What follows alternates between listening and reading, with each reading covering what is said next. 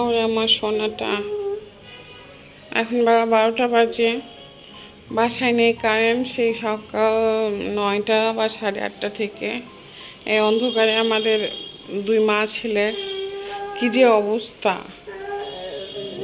ওরে আমার সোনাটা, থাক। ঘটনা হয়েছে ওই যে জেনারেটর কাজ করে গেল, তো সেই কাজটা আজকে আবার আছে না গ্যারেজে করতেছে, এর জন্য আমাদের এত কষ্ট সহ্য করতে হচ্ছে। দাঁড়াও বাবা, কষ্টটা আর কি বলবো, মানে একে তো ওই ঘুমসা গরম, তার উপরে নাই কারেন্ট, তার উপরে আমাদের আইপিএস আছে বাট জেনারেটরের জন্য সেট আপ করা হয় নাই।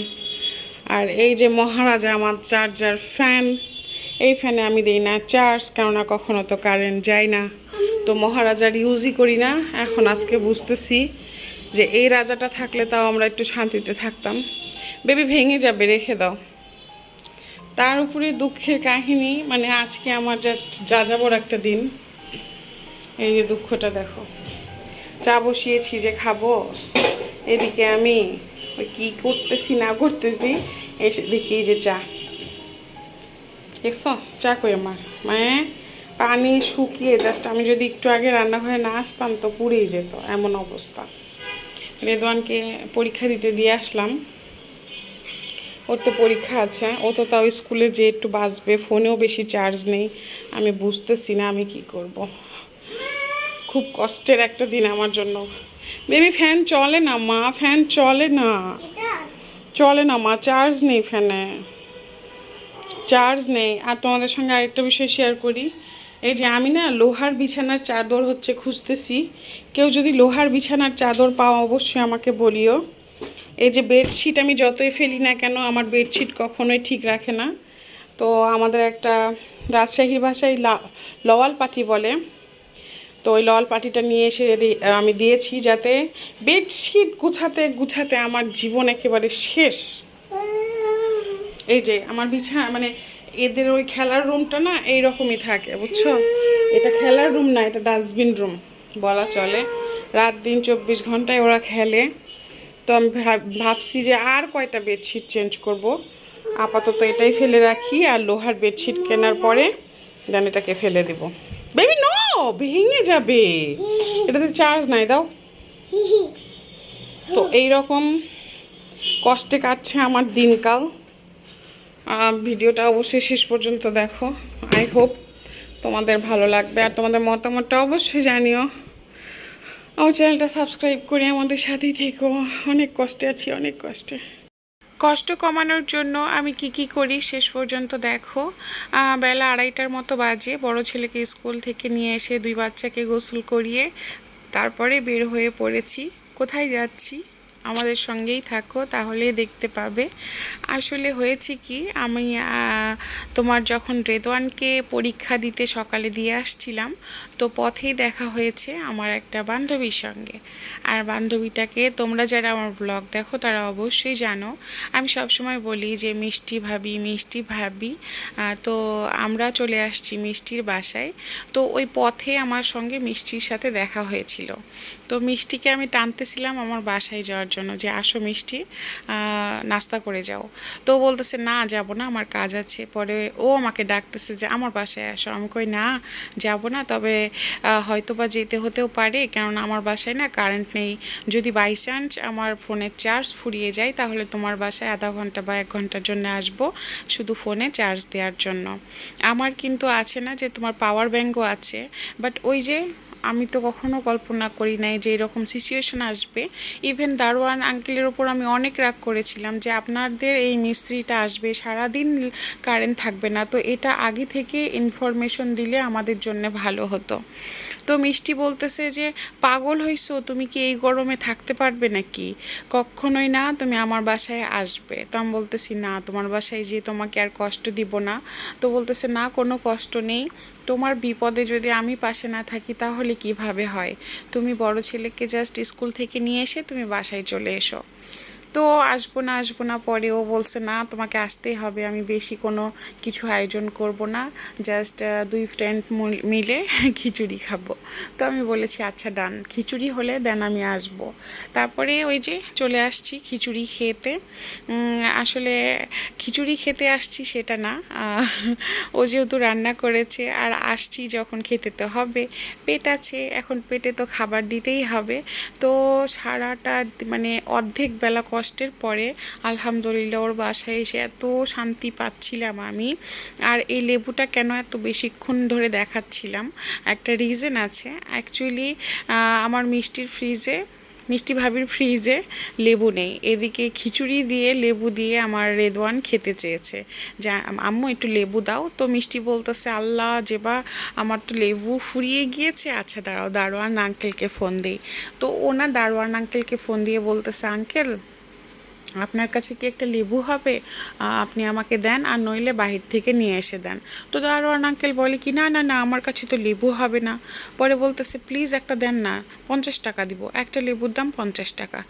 একটু পরে জাস্ট 2 মিনিট পরেই না কলিং বেল চাপতেছে আর এসে মানে করো লেবুটা দিয়ে গেল।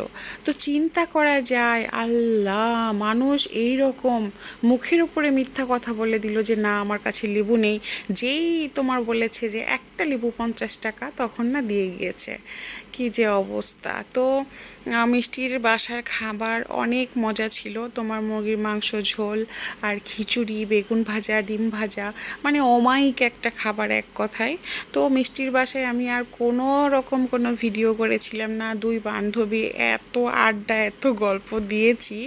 একদম আমি আসছিলাম তোমার সন্ধ্যা 6টা 20 বা সন্ধ্যা 6টা 15 এইরকম এসে দেন আমি আবার বড় ছেলেকে দিয়েছিলাম ইভিনিং ক্লাসে দিয়ে এসেই তোমার রাতে একটু রান্না করলাম।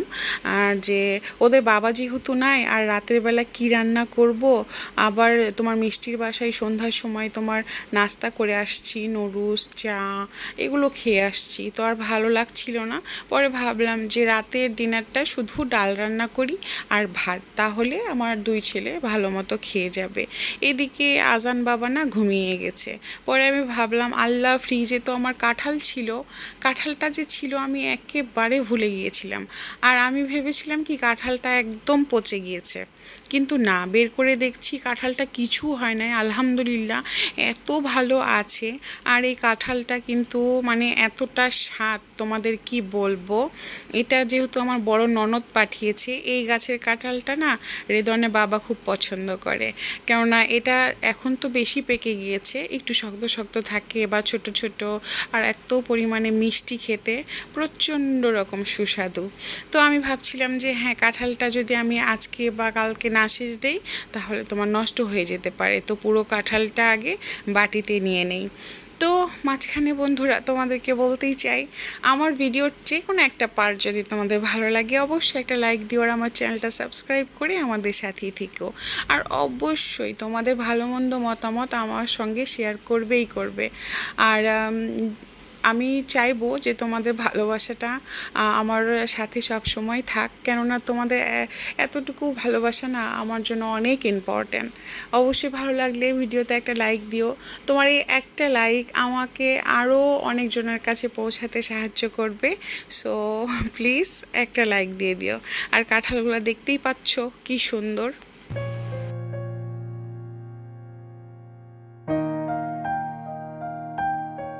সত্যি আজকের দিনটা প্রচণ্ড রকম কষ্টে কাটিয়েছিলাম। আমার মনে হচ্ছিল যে আমার প্রশান্তির জায়গা, আমার শান্তির নীড়ে আজকে অশান্তি বিরাজ করছে। আর আমার মনে হচ্ছিল কি জানো, যে আমি মনে হয় হিট স্ট্রোক করবো, এত রকম ঘুমসা গরম না, আর অস্থির হয়ে যাচ্ছিলাম অ্যাকচুয়ালি। আর সকালবেলা ঘুম থেকে উঠতে হয়েছে যেহেতু বড় ছেলের এক্সাম ছিল, সারাদিন এইরকম প্যারা গিয়েছে, একটু তো খারাপ লাগছিল। তো আজান ঘুমাচ্ছে, রেদওয়ানকে স্কুল থেকে আনতে হবে। আর আমি ভাবছিলাম যে কাঁঠাল কয়েকটা পিস খেয়াই আর বাকিটা তোমার হচ্ছে ফ্রিজে রেখে দিব, কেননা এতগুলো তো আর আমি খেতে পারবো না। আর কাঁঠালের দেখো বিশেষত্ব দেখো, মানে ভিতরে থাকে না ময়লা থাকে, তোমার এটাতে না ময়লাও নেই, এইরকম অবস্থা। তুমি জাস্ট বিচিটা ফেলে দিয়েও খেতে পারবা। আর আমি তো একটার পর একটা খাচ্ছিলাম। আর কাঁঠাল কার কার প্রিয় অবশ্যই কমেন্টে জানিও। আর কাঁঠাল কিন্তু আমার অতিরিক্ত পছন্দ তা না, আমিও আমার হাজব্যান্ডের কাছ থেকে শিখে গিয়েছি যে শক্ত শক্ত টাইপের একটু মানে মিষ্টিও থাকবে, প্লাস গলা গলা এগুলো আমার ভালো লাগে না। এই জন্য তোমার হচ্ছে যে একটু কম খাই। অথচ আমার শ্বশুরবাড়িতে কাঁঠালের গাছের কোনো অভাব নেই। কাঁঠালের জন্য বিখ্যাত আমার শ্বশুরবাড়ি, আর আমের জন্য বিখ্যাত আমার বাবার বাড়ি। তো যাই হোক, কথা বলতে বলতে সকালে কিন্তু এটা পরদিন সকালে আপাও কাজে চলে আসছে, আর আপাকে দিয়ে আজকে আমি তোমার ট্যাংরা মাছটা কাটিয়ে নিয়েছি। কেননা গতদিন ছিল তোমার ইলিশ মাছ আর ট্যাংরা মাছ এনেছিল, যেটা আমি ফ্রিজে রেখেছিলাম। তোমার আপাকে দিয়ে কাটাতে পেরেছিলাম না, কেননা আজানকে নিয়ে আবার ডেফোডিল স্কুলে গিয়েছিলাম সকালবেলা, আপাকে দিয়ে কোনো কাজই করাতে পেরেছিলাম না। তো আজকে তোমাদের সঙ্গে একটা আরও দুঃখের শেয়ার করি। এর আগে তোমাদের সঙ্গে শেয়ার করলাম যে আমার লোহার বেডশিট লাগবে। তো আমার কি মনে হয় পুরো বাসাটাই আমি লোহা বানিয়ে দিই, প্রতিটা ফার্নিচার সব কিছু, যাতে ওরা অগুছালো করতে না পারে। এই যে দেখো, এই রকম পরিণতি আমার এই তোমার ওদের খেলার ঘরের, পুরোটা অগোছালো। আর নিচে যে পেপারগুলো ফেলে দিয়েছি এগুলো আমি ফেলেছি। আমি আজকে নিয়াত করেছি যে আমার দুনিয়া একদিকে আমি একদিকে, ওদের ঘর পরিষ্কার করেই ছাড়বো।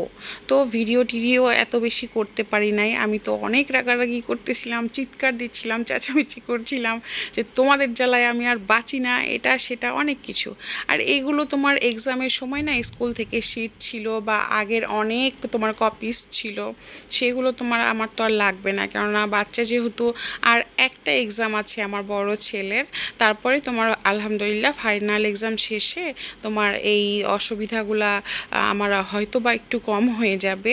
আর তাছাড়া তোমার যতগুলো এক্সাম শেষ হয়ে গিয়েছে সেই বইগুলো আমি তোমার লকারে রেখে দিয়েছি, যাতে বাইরে না থাকে আর ওরা বেশি মানে নড়াচড়া করলে না অগুছালো হয়ে যায়। তারপরে বড় ছেলেকে দায়িত্ব দিলাম যে তুমি খেলনার ঝুড়িটা ঢালো। তারপরে আমি ডিসাইড করলাম যে কি কি রাখবো আর কি কি রাখবো না। তারপরে কাজ শেষ না করতে করতে অলরেডি আমার তোমার 1:30 বেজে গিয়েছে, এদিকে রান্না করতে হবে। তো আজকে রান্নাটা ছিল মুরগির মাংস, আর বাচ্চাদের জন্য একটু পাতিলে তুলে দিলাম তোমার হচ্ছে পোলাও ভাত। রেদোয়ান না এই মুরগির মাংস দিয়ে পোলাও ভাতটা অনেক পছন্দ করে, আর আমি দেখেছি যে বাচ্চাটা অনেক তৃপ্তি সহকারে খায়। আর এই দিনটা কিন্তু শুক্রবার ছিল, ফ্রাইডে ছিল, আর ওদের বাবা আলহামদুলিল্লাহ তোমার ভোরেই চলে এসেছে। তোমার ভোর প্রায় 6:30 বা 6টার দিকে এসে সে ঘুম দিচ্ছে। আর আজকে জুম্মার নামাজে যেতে পারে নাই, কেননা সে সারাটা রাত জেগে তোমার হচ্ছে যে ড্রাইভ করে দেন তারপর আসছে। তো ওদের বাবাও ঘুমাচ্ছিল, এদিকে ওদের কাজটা আমি শেষ দিলাম। তারপরে রান্নাঘরে এসেছি যে ওদের বাবা আর আমার জন্য সাদা ভাতও থাকছে বা পোলাও থাকছে, যে যেটা খাই সেটা তার মন মর্জি মতো। এই যে দেখো ভাতও হয়ে গিয়েছে অলরেডি। তো পোলাওটা তুলে দিয়েছি, দুই বাচ্চাটা যেন একটু শান্তি মতো খাই।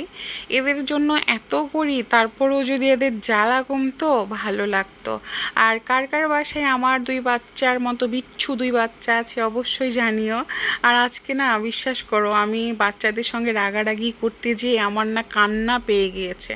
আমি আবার বেশি রাগারাগি করলে না মানে অতিরিক্ত তোমার সহ্য না করতে পারলে কান্না করে বসি। আর বড় ছেলেকে মেরেছিলাম, আর তাকে মারলে আমি তো কানবই, কেননা সে আমার কলিজা।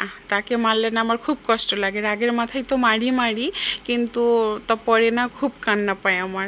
পরে ওকে মানে বুঝাতে যেই কান্না করে ফেলি যে তুমি এত এমন করো কেন, তুমি একটু দুষ্টামি কম করলে ছোটটা কম করবে, এইরকম। তো যাই হোক, আজকে কিন্তু আমার রান্নার সাথে ছিল করলা ভাজি। আর করলা ভাজিতে অলওয়েজ আমি পেঁয়াজটা একটু বেশি দেওয়ার ট্রাই করি। পেঁয়াজ আর তেল একটু বেশি দিলে করলা ভাজি না তোমার হচ্ছে যে একটু তেতা কম লাগে। তো আমি ভাবলাম যে হ্যাঁ, আমার ওগুলো রান্না শেষ হয়ে গিয়েছে, তো আমি করলা ভাজিটা তুলে দিই। আর মাঝখানে আবার আজান বাবা বলতেছে আম্মু তুমি আমাকে আম দাও, আমি আম খাবো। তো ওকেও আম কেটে দিচ্ছিলাম, আমিও কিছু খেলাম। আর এই যে আমার রান্না কিন্তু কমপ্লিট।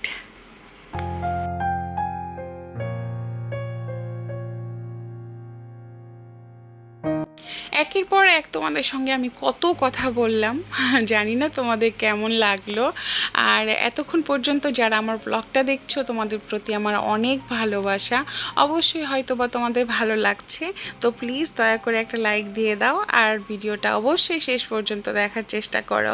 তো তোমার বিকেলবেলা হচ্ছে যে না দেখছি যে বৃষ্টি শুরু হয়ে গিয়েছে, আর এত ভালো লাগে না, বৃষ্টি হলেই ভালো লাগে, মনে হয় যে ইস রহমত নিয়ে চলে এসেছে।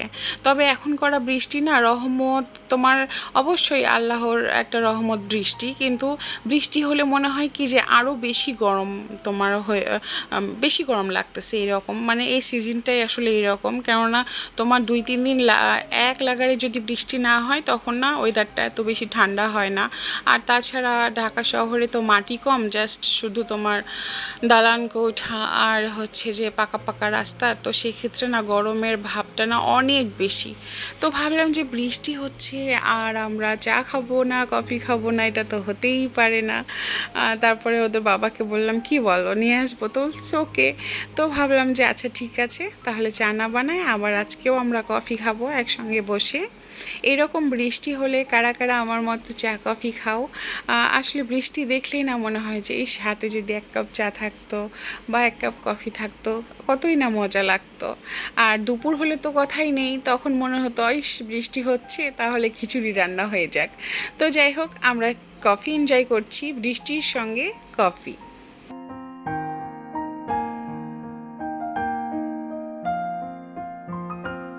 তোমাদেরকে আমি এর আগেও বলেছি, আমার প্রতিটা ক্ষণ আমাদের হাজব্যান্ড ওয়াইফের বিশেষ করে আমি স্পেশালভাবে সেলিব্রেশন করে থাকি।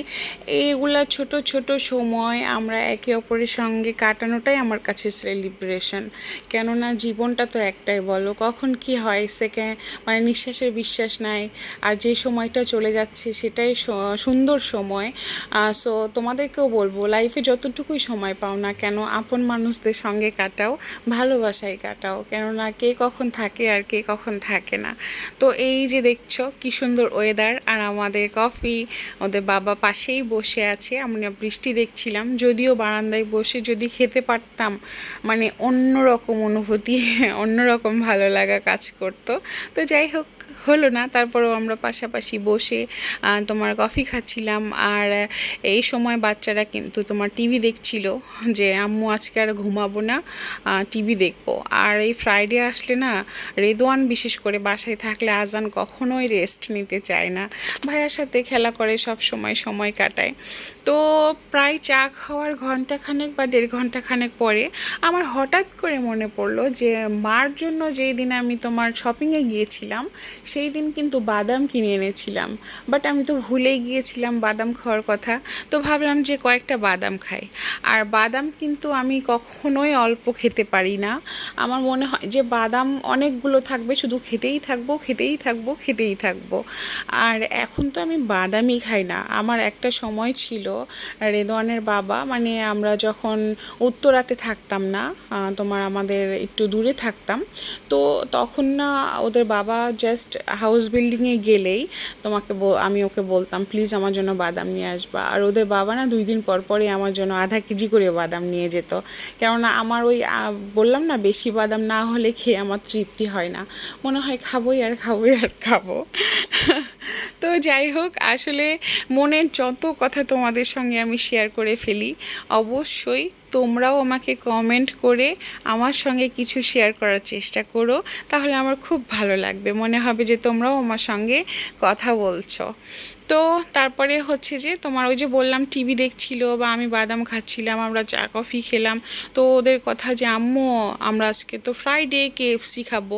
তো আমি বললাম বাবা প্লিজ, বাইরেও বৃষ্টি হচ্ছে, আজকে আর কেএফসি করো না, নেক্সট কোনো দিনে আমি অবশ্যই তোমাকে কেএফসি খাওয়াবো, তোমার এক্সামটা শেষ হয়ে যাক, আজকে আর বের হব না। পরে তোমার ফ্রিজে ছিল তোমার এই যে চিকেন, দেন ওদেরকে ফ্রাই করে দিলাম, যে আচ্ছা ঠিক আছে তোমরা খাও আর টিভি দেখো।